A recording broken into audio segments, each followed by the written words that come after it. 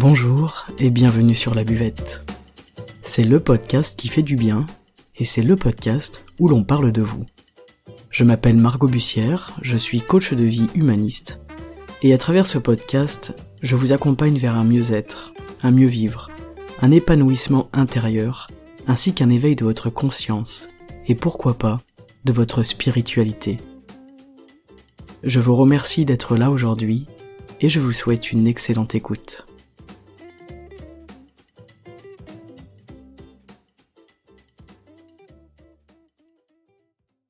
Salut les amis et bienvenue pour cet épisode au sujet des 3 états du moi grâce à Madame Doubtfire. Donc aujourd'hui je vais vous parler des 3 états du moi à travers le film Madame Doubtfire et notamment à travers le personnage tout simplement de Daniel et de son évolution tout au long du film. Les 3 états du moi en analyse transactionnelle, c'est un concept que l'on doit à Eric Berne et qui permet une connaissance de soi qui est riche et qui est à la fois très fine. Eric Berne, lui, il s'est aperçu qu'il y avait une corrélation entre le comportement d'une personne, ce qu'elle dit et l'émotion qu'elle transmet à un moment donné. Ce concept, il fait donc le lien entre émotion, pensée et comportement. Eric Berne, lui, il a regroupé ces manifestations en 3 ensembles distincts. La manifestation de ces états du moi, c'est quelque chose que l'on peut observer. C'est-à-dire qu'à chacun de ces états va correspondre un comportement. Le ton de la voix, le volume de la voix, les mimiques, les gestuels, les postures et le vocabulaire bien sûr qui est employé.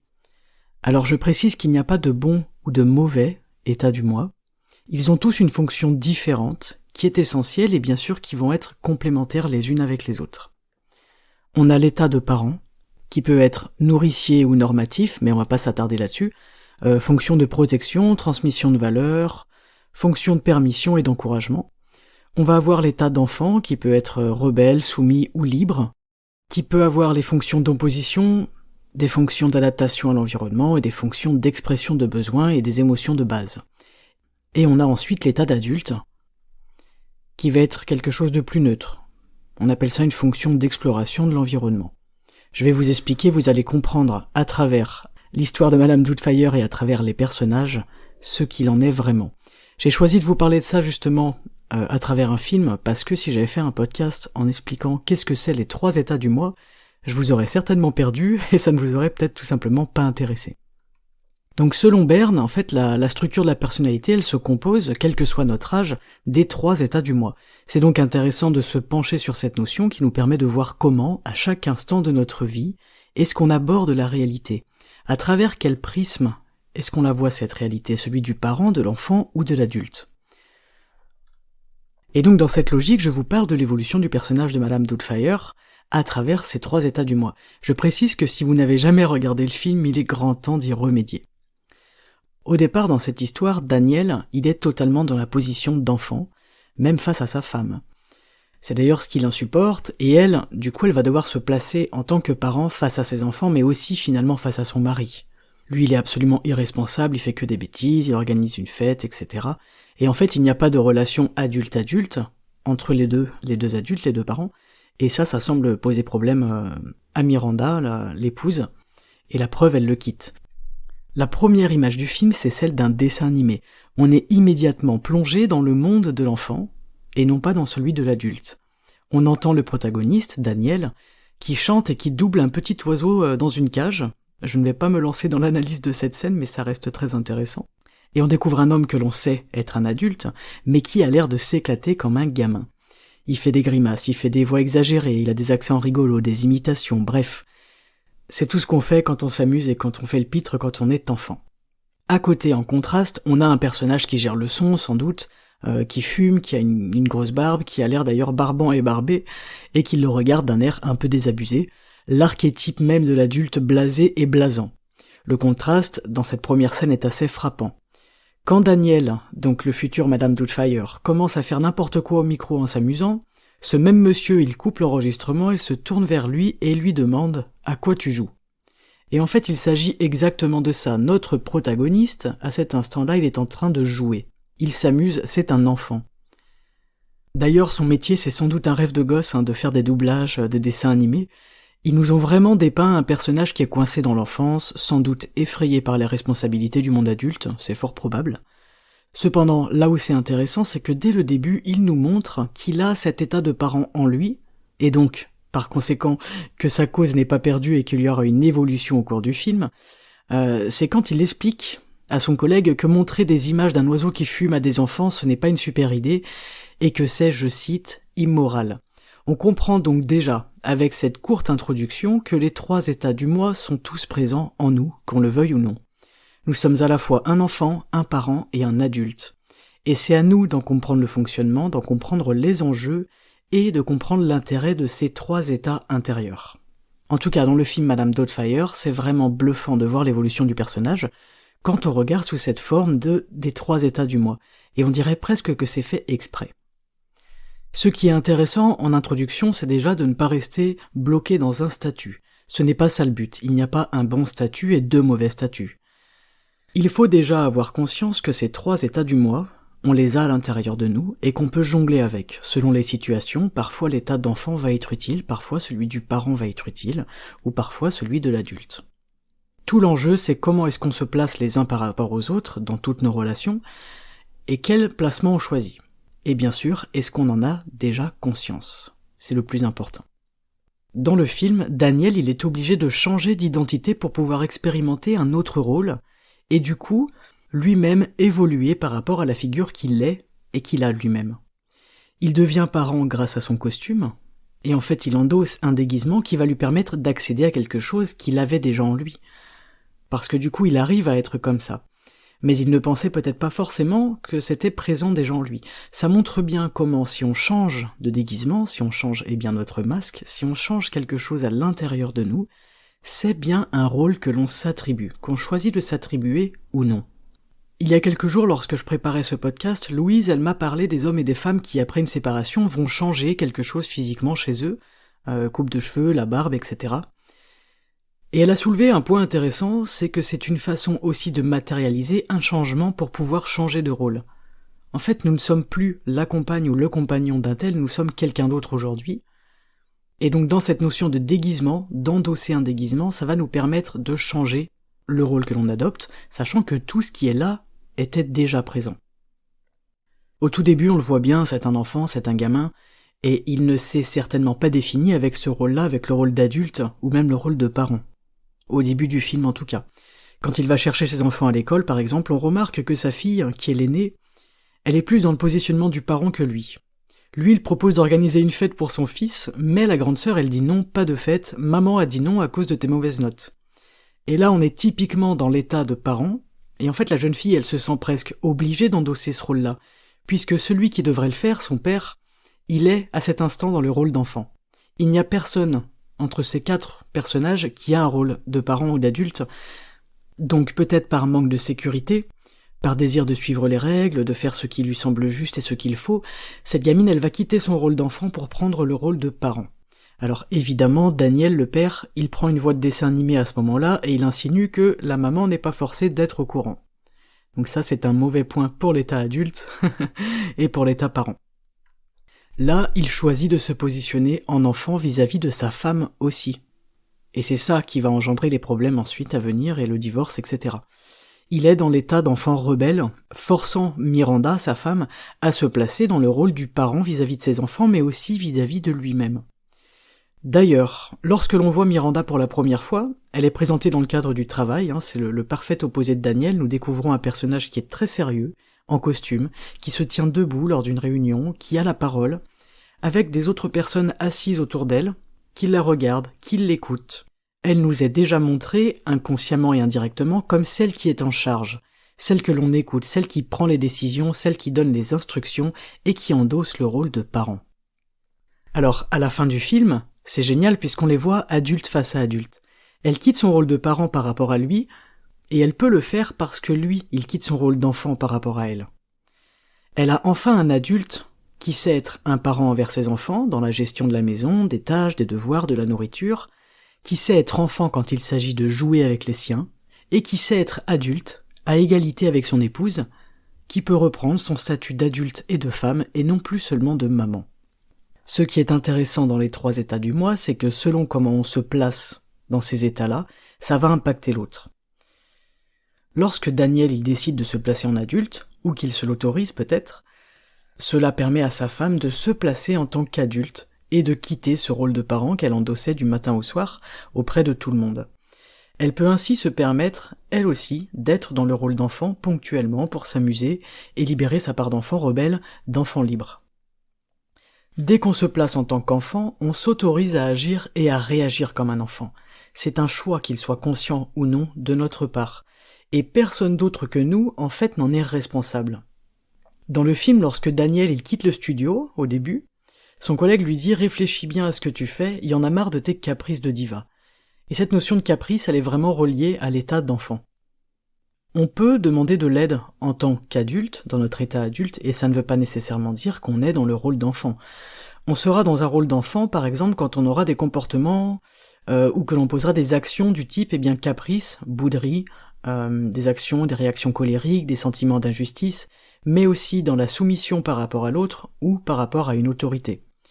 Si un policier vous arrête et vous demande vos papiers demain, vous avez le choix de réagir en tant qu'enfant, soumis et obéissant, colérique et rebelle, inquiet, avec de la peur même peut-être. Ou alors en tant que parent, en se rangeant du côté de l'autorité et en approuvant le contrôle de police.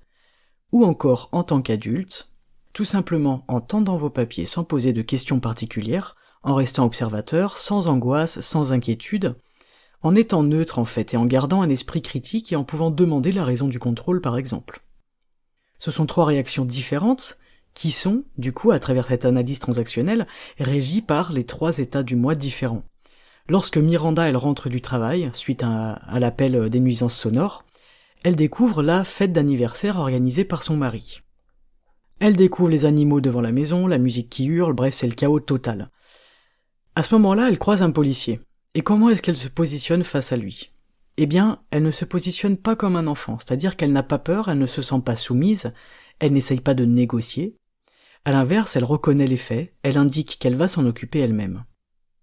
On voit ici que dans cet instant-là, elle est plutôt dans l'état adulte, face au policier qui lui-même est dans un état adulte. Leur discussion elle est rapide, elle est concise, elle est claire, elle est respectueuse, il n'y a aucun malentendu, aucune tension, même si Miranda, on le sent, elle est en colère envers son mari. Et dans cette colère, on a l'état de parent qui va prendre le dessus dans la scène qui suit. Et en réalité, switcher entre ces états, c'est tout à fait naturel et c'est tout à fait intéressant. Vous-même, nous-mêmes, on switche tous entre l'état enfant, parent et adulte. C'est normal, mais ce qui est intéressant, c'est tout simplement de s'en rendre compte. Donc dans la scène qui suit, elle constate complètement désabusée son mari et les enfants debout sur la table, casquette à l'envers, en train de danser sur du rap. Daniel, dans cette scène-là, il n'a rien d'un adulte, si ce n'est la corpulence et la pilosité. Et la crise qui en suit, c'est un exemple typique de l'état du moi dans le couple et des conséquences de ce placement intérieur. C'est-à-dire qu'à cet instant-là, Miranda n'a pas eu le choix que de se placer en tant que parent envers son mari.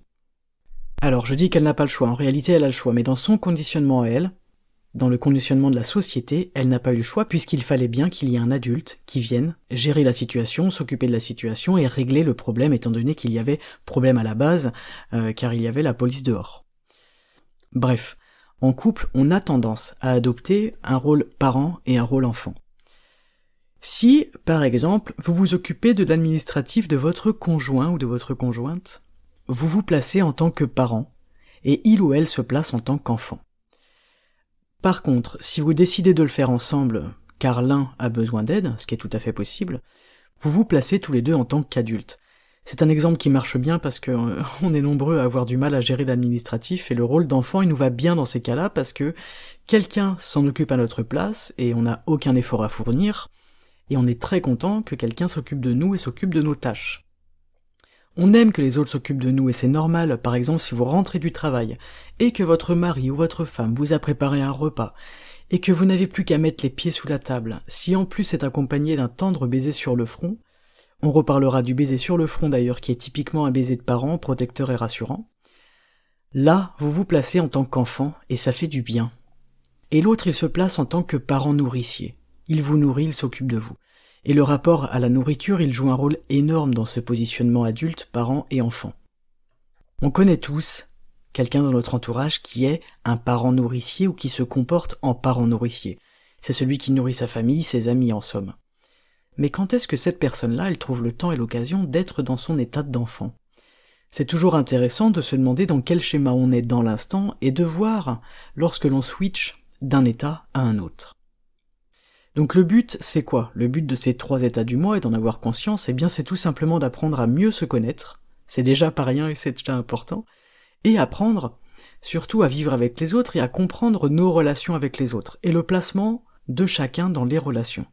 Parce que ces 3 états du moi, ils sont présents dans absolument toutes les relations que vous avez, qu'elles soient amicales, professionnelles, familiales évidemment, mais également avec vos commerçants, un vendeur en boutique, un policier dans la rue ou sur la route, un client, un collègue, un patron, etc. Le moment où ça clash entre les personnes, c'est souvent quand on n'est pas sur la même longueur d'onde au niveau de ces 3 états du moi. Par exemple, si je me place en tant qu'enfant, j'attends de l'autre par conséquent qu'il se place en tant que parent, pour répondre à ma demande, pour répondre à mon besoin. Mais si l'autre à ce moment-là il n'est pas capable, ou s'il n'a pas envie de se placer dans ce rôle de parent, eh bien c'est la guerre. Celui qui est dans le rôle d'enfant, il a l'impression que ses désirs ne sont pas satisfaits, il va se sentir abandonné, incompris, donc sentiment d'injustice, etc., ça peut aller très loin. Et on se rend compte en finalité que ça ne tient à rien, ça tient simplement à un placement intérieur. À l'inverse, si je me place dans un état de parent, et que j'ai envie de m'occuper de l'autre, ranger ses affaires, s'occuper de lui, l'infantiliser, etc., mais que ce dernier il n'a pas envie ni besoin de ça à ce moment-là, ça risquera de clasher aussi. En fait, tout simplement, dès lors qu'on a une attente, et que l'autre il ne peut pas la satisfaire, eh bien ça crée de la tension, de la tristesse, de la colère, on a l'impression que l'autre ne fait rien pour nous, on se sent lésé, rejeté, et ça peut partir en eau de boudin. Je vais vous donner un exemple cliché et typique. Celui de la femme qui fait toujours les lessives, et de l'homme qui n'est jamais foutu de mettre ses vêtements dans la panière.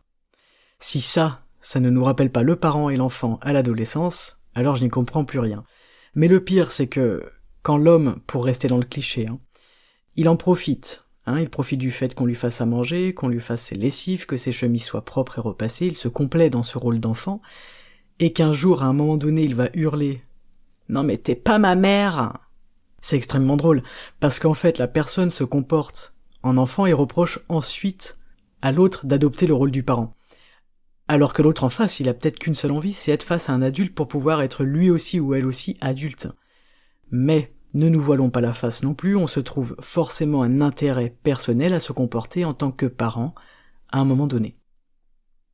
En tant que femme, on nous câble dès le plus jeune âge, c'est-à-dire qu'on joue avec des bébés, on a des cuisinières, on nous met dans des rôles de parents avant même de savoir ce que c'est.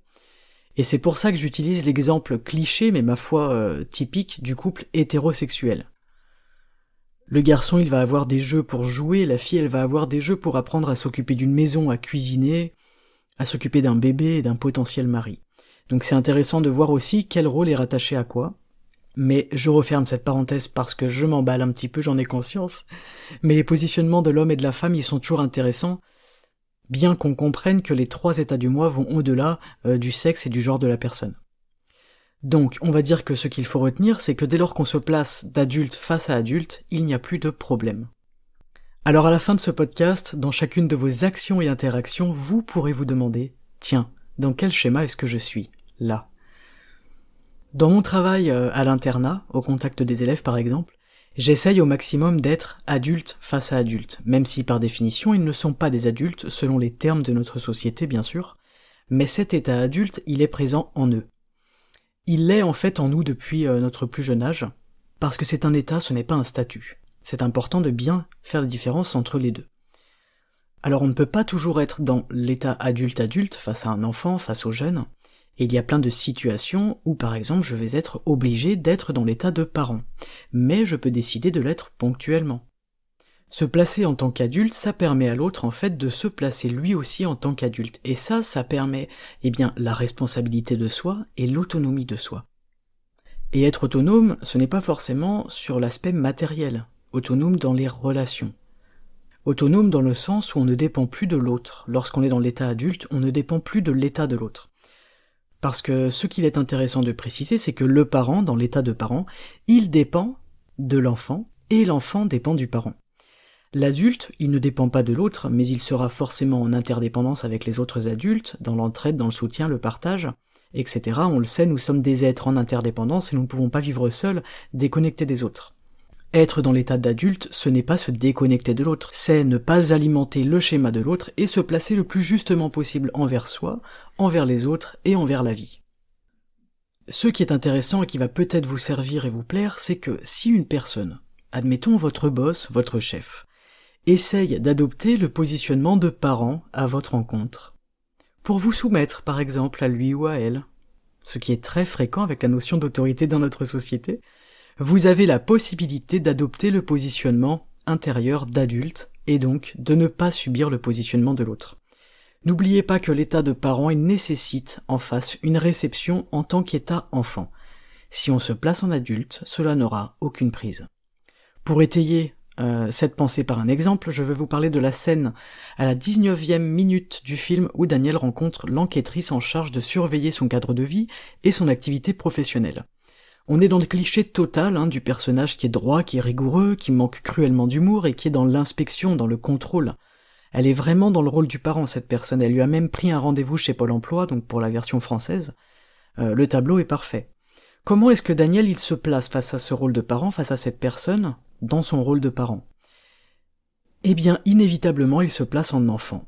Il répond, il tente l'humour, il fait des voix. Il est le typique enfant rebelle et soumis à la fois, et la scène en devient même totalement gênante. Absolument drôle, mais gênante. S'il avait choisi de se placer en tant qu'adulte, eh bien son interlocutrice et son attitude n'auraient eu aucune emprise sur lui, aucune prise, aucun impact.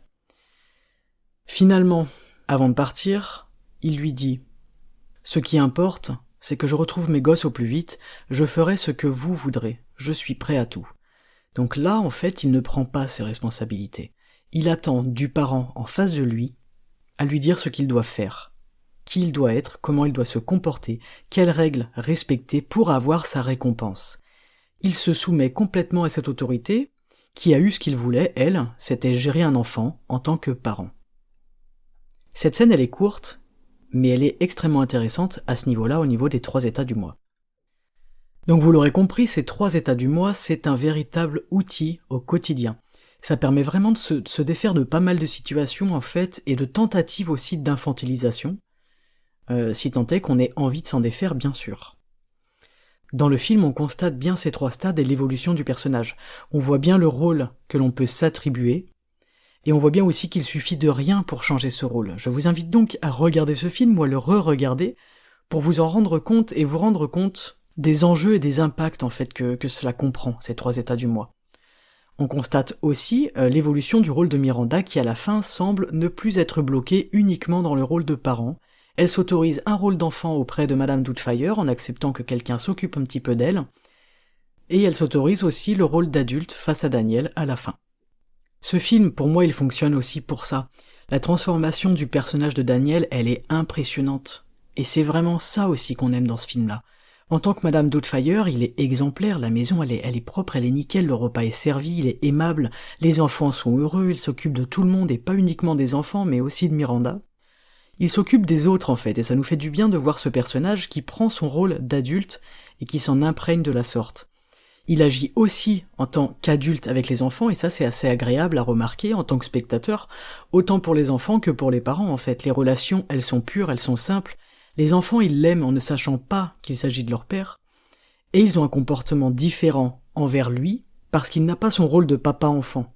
Il a un rôle adulte, qui est rassurant, qui accompagne, qui est présent, mais il sait évidemment aussi être drôle, amusant et sympathique. Le rôle d'adulte, en fait, ne nous empêche pas de pouvoir être rigolo, de s'amuser et de garder un esprit d'enfant.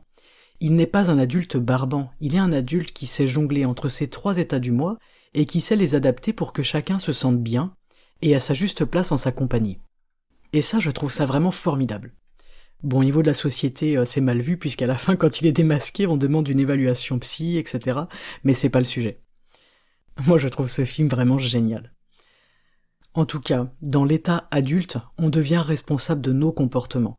On intègre nos pensées, nos sentiments, nos émotions, et on prend la mesure, en fait, de nos actions, et les conséquences de nos actions, et les conséquences de nos choix. On comprend comment est-ce qu'on se comporte avec les autres, donc on fait attention à ne pas faire du mal à l'autre. En se comportant en tant qu'adulte, on a moins de risques de blesser les autres et de se blesser nous-mêmes. L'état d'enfant et l'état de parent, ce sont aussi des états qui sont nécessaires et par lesquels on va passer. À chacun de voir dans quel état est-ce qu'il se sent le mieux, le plus juste, et dans quel état est-ce qu'il a les meilleures relations. À titre tout à fait personnel, je pense que nous pouvons avoir des très bonnes relations en étant adulte face à adulte. C'est-à-dire que c'est une relation de respect, d'interdépendance, d'écoute, et que nous sommes sur le même pied d'égalité. Il y a une forme d'équité qui est très intéressante.